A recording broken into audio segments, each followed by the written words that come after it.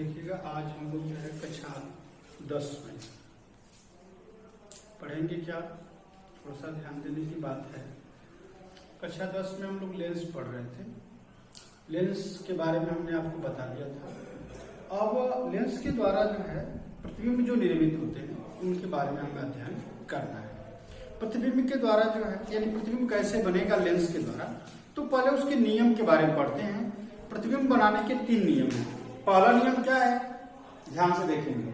पहला नियम आपका ये है कि किसी लेंस के मुख्य अक्ष के समांतर चलने वाले प्रकाश की किरणें अपवर्तन के पश्चात द्वितीय फोकस से होकर जाती हैं।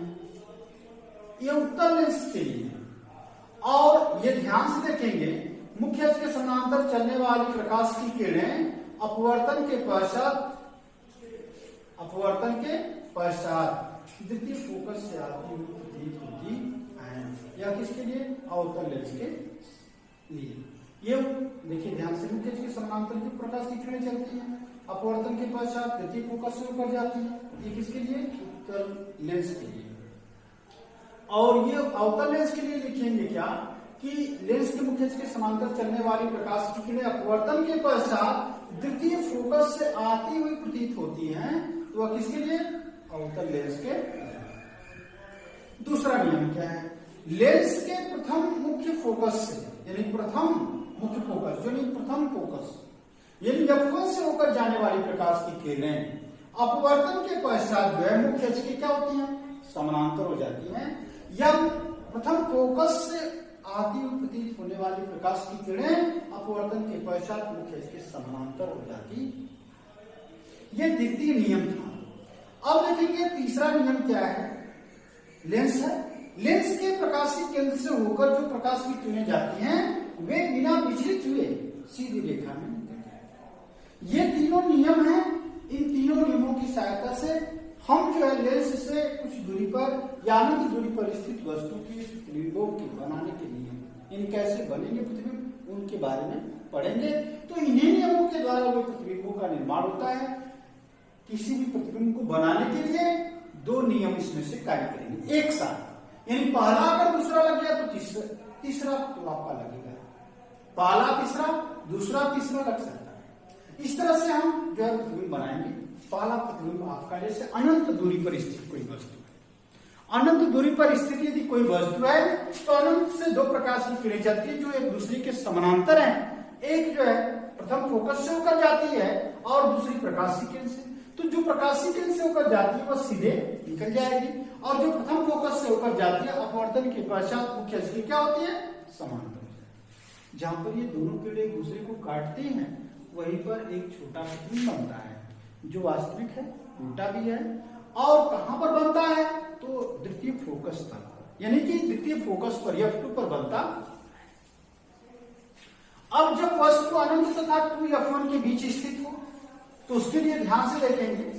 अब ये जो है 2F1 और अनंत के बीच यदि कोई वस्तु ये भी है तो इससे 2 प्रकाश की किरणें चलती है, एक मुख्य अक्ष के समानांतर और एक प्रकाशीय केंद्र से होकर जाती है। तो जो मुख्य अक्ष के समानांतर जाती है वो अपवर्तन के पश्चात द्वितीय फोकस से होकर जाती है और जो प्रकाशीय केंद्र से होकर जाती है वो सीधे निकल जाती है। जहां पर ये दोनों किरणें एक दूसरे को काटती हैं वहीं पर A' नाम का प्रतिबिंब बनता है जो कहां पर बनता है? F2 और 2F2 के बीच में। और उसकी प्रकृति कैसी होती है? वास्तविक होता है, उल्टा होता है और वस्तु से छोटा ही होता है। और ये बनता कहां पर? F2 और 2F2 के बीच में।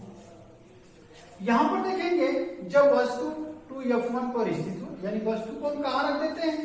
2F1 पर। वस्तु को जब हम 2F1 पर रखेंगे तो इससे 2 प्रकाश की किरणें चलती हैं।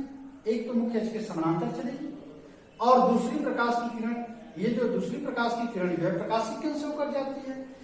जहां एक दूसरे को, ये देखिए मुख्य अक्ष के समानांतर जो प्रकाश की किरण जाएगी वह अपवर्तन के पश्चात मुख्य फोकस से यानी द्वितीय फोकस से होकर जाती, द्वितीय मुख्य फोकस से होकर जाती है और एक जो प्रकाशीय केंद्र से होकर जाएगी जो एक दूसरे को जो है काटती है।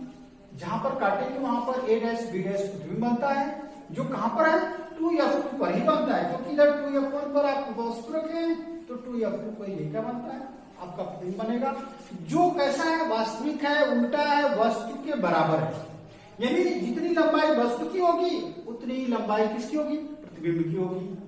और ये कहां बनता है, 2f2। 2f2 का मतलब होता है कि द्वितीय फोकस की दुगुनी दूरी। 2f2 का मतलब है द्वितीय फोकस जो आपका है उसका दुगुना कर देंगे तो 2f2 का मान आ जाएगा। अब देखेंगे चौथा, तो जब वस्तु 2f1 तथा f1 के बीच में हो, अब वस्तु को हम नजदीक कर रहे हैं, प्रतिबिंब का आकार बढ़ेगा। तो ध्यान से देखेंगे 2f1 और f1 के बीच हो, अगर कोई वस्तु ये भी रखते हैं और ये भी लंबवत है, तो इससे दो प्रकाश की किरणें चलती है, एक मुख्य अक्ष के समानांतर जो अपवर्तन के पश्चात द्वितीय फोकस से होकर जाती है, और एक जो प्रकाशीय केंद्र से होकर जाती है जहां पर एक दूसरे को काटती है किरणें, वहीं पर a' b' नाम का प्रतिबिंब बनता है, जो कहां पर है, अनंत और 2f2 के बीच है। और ये कैसा है, तो ये वास्तविक है, उल्टा है और वस्तु से बड़ा है। यहां पर बराबर था, अब ये क्या हो गया, बड़ा। अब इसके आगे और अगर वस्तु को हम ले जाएंगे तो उसकी आकृति बढ़ेगी। तो यहां पर जो वास्तविक, उल्टा और वस्तु से बड़ा जो है 2f2 और अनंत के बीच में एक प्रतिबिंब बनता है, a' और क्या है, b'। धन्यवाद। यहीं तक हम लोग पढ़ेंगे और अगले वीडियो में इसके बाद जो है चौथी स्थिति हम लोग पढ़ लिए हैं, पांचवी और छठवीं बाकी है। पांचवी और छठवीं स्थिति के बारे में हम लोग कल पढ़ेंगे।